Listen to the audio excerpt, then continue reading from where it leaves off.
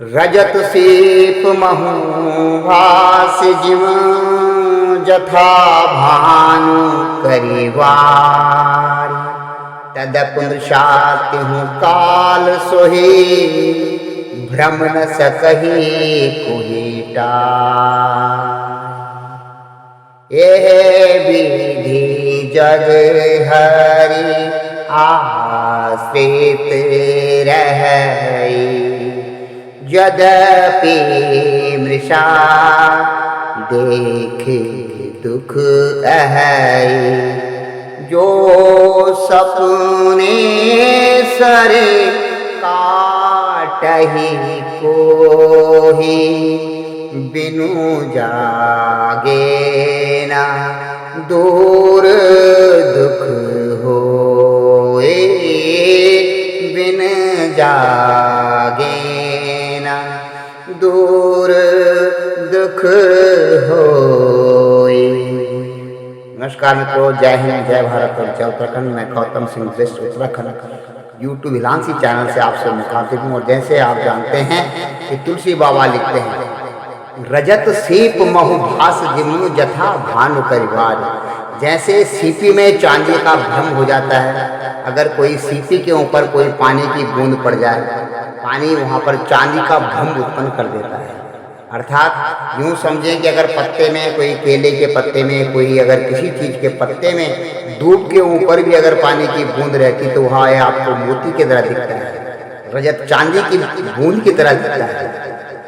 जथा भानु करिवार, और जिस प्रकार से वारी बोलते हैं किरण को, जिस प्रकार से सूर्य की किरण, अगर आप सुबह के समय देखते हैं जब सूर्य की किरण आपके घर में आती है तो ये ऐसा लगता है कि उसमें बारिश का भ्रम हो जाता है कि सूर्य की किरणें जिस प्रकार से पानी की बौछार की तरह दिखाई देती हैं।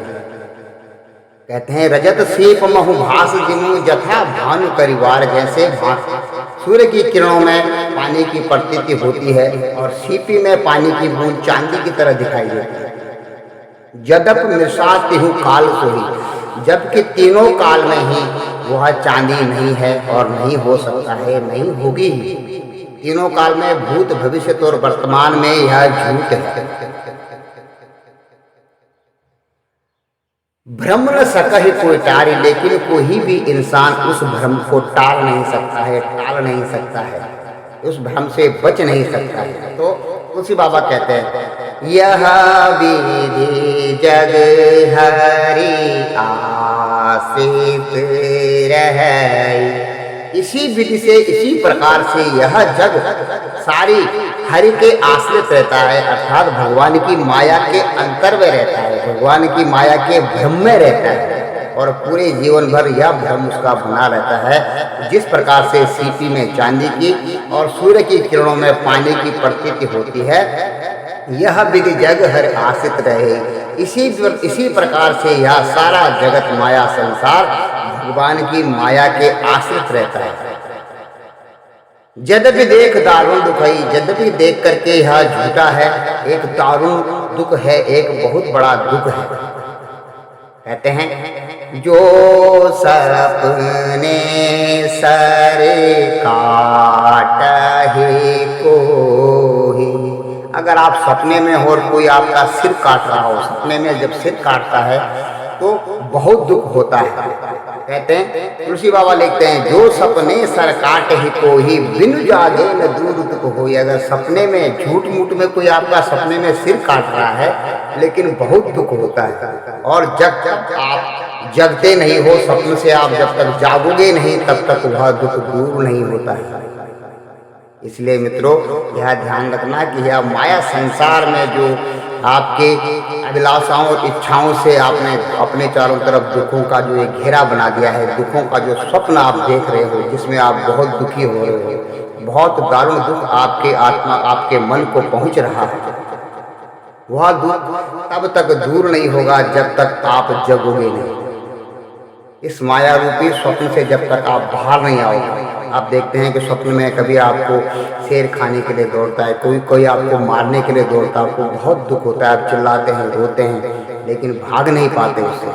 अगर आप स्वप्न से कोई जगा हुआ इंसान आपके पास में हो, जागृत इंसान आपके पास में आपको हिला के अगर वो जगा देता है तो एक सेकंड में ही आपका सपना दूर हो जाता है और आपके सारे दुख, स्वप्न के दुख दूर हो जाते हैं। इसी प्रकार से जब अपने अंतर आत्मा में स्थित परमात्मा को आत्मा के रूप में आप पहचान लोगे, जो ये माया का भ्रम है आपका टूट जाएगा जिस दिन, उस दिन आपके सारे दुख दूर हो जाएंगे।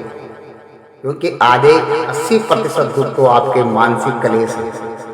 यह मेरा खा रहा है, या मुझसे इसके के पास मुझसे ज़्यादा है, या चोरी करके ला रहा है, इस प्रकार के बहुत सारे दुख। आप दूसरे की उन्नति को देख के भी दुख मनाते हैं और यही आपके मन में आदि और व्याधि के रूप में आपके शरीर में, आपके जीवन में, आपके आचरण में परिलक्षित होते हैं। इसलिए मित्रों, तुलसी बाबा ने बहुत बारीकी से रामायण में लिखा है। कभी रामायण पढ़ने का आपको मौका मिले जरूर पड़ेगा। कहते हैं, रजत सीप महु भास जिमु जथा भानु करिवार, तदपि मिर्सा केहू काल सोही भ्रम न सकई कोई टार। यद्यपि यह मिर्सा है, मिर्सा मतलब झूठ है, लेकिन इस भ्रम को तीनों काल में कोई टाल नहीं सकता है।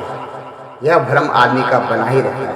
इसी प्रकार से यह विधि जग हर आश्रित रही, यद्यपि मिर्सा देख दुख ही। यही इसी प्रकार से यह सारा जग प्रभु के अधीन होकर के कार्य करता है, अपने कार्य करता है, अपने गुणों के प्रभाव से, सतगुण, रजोगुण और तमोगुण के अलग अलग प्रकार से अपने कार्य करता है। इसी माया के वशीभूत होकर, अगर वह इस माया के संसार में जो ये माया का चक्र है, जो ये काला जादू है माया का, इसको पहचान लेगा तो वह भगवान की प्राप्ति के लिए भगवान की तरफ ही चल पड़ेगा। और फिर इस संसार का चलना बहुत मुश्किल हो जाएगा। संसार चल नहीं पाएगा, क्योंकि संसार के लिए माया बहुत जरूरी है। क्योंकि अगर सभी शुद्ध गहने, शुद्ध सोना हो, तो शुद्ध सोने से आपके कुंडल, आपकी अंगूठी, आपका मांग टीका, अगर कोई भी गहना नहीं बन सकता है, उसमें थोड़ा बहुत मिलावट की जरूरत होती है। इसी प्रकार से इस जगत को चलाने के लिए इस झूठी माया का भी आश्रय लेकर के भगवान जीवों को इस संसार चक्र में घुमाते रहते हैं। तो इसलिए कहते हैं, यद्यपि मिर्सा देख दुख ही, यद्यपि इसको देख, झूठ को देख करके दुख होता है, लेकिन जो सपने सर काटे को ही बिन जागे न दूर दुख।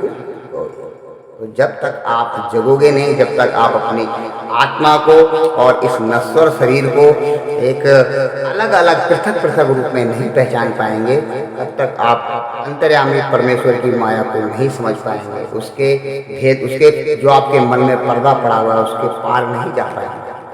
जो सपने सर काटे को, ये सोच लीजिए कि आप सपने में हैं, एक माया के सपने में आप जागृत अवस्था में, सपने की अवस्था में हैं और आपको नाना प्रकार के दुख हो रहे हैं। यह भगवान मुझे ही दुख दे रहा है, दूसरे को बहुत सुख दे रहा है, वह बहुत सुखी है, मैं बहुत दुखी हूँ, ये सब भगवान का कराया। इस प्रकार के आपके मन में जो दुख है, जिस समय आप जाग जाते हैं, अगर सपने में आपका सिर कोई काट रहा है और आप जग गए, तो उसी समय आपका दुख दूर हो जाता है।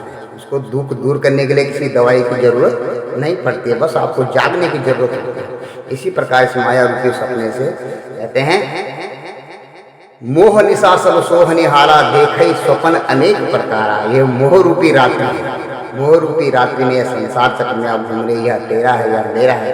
अभी देखा होगा आपने, जब हमारी माता श्री का देहांत हुआ था, माता श्री शांत हुई थी, तो उनको पंच तत्व में मिलाने के समय कपाल क्रिया करने के लिए, मैं ही उनका छोटा बेटा, मैं कपाल क्रिया करने के लिए जब गया था, तो उसी माँ की इस मेधा, इस ब्रह्मरंध्र में जहाँ पर मेधा शक्ति होती है, जिस बुद्धि ने, जिस पदार्थ ने बौद्धिक शक्ति बन करके हमको यह भक्ति का पाठ पढ़ाया, उसी शक्ति को एक गीले बांस से, हरे बांस से, उसी कपाल, जब कपाल क्रिया कहते हैं, उसी कपाल को खोलकर उसकी मज्जा को मैंने इस मधुगंगा में मिलाया था, जहाँ पर कि वो मशहूर का भजन।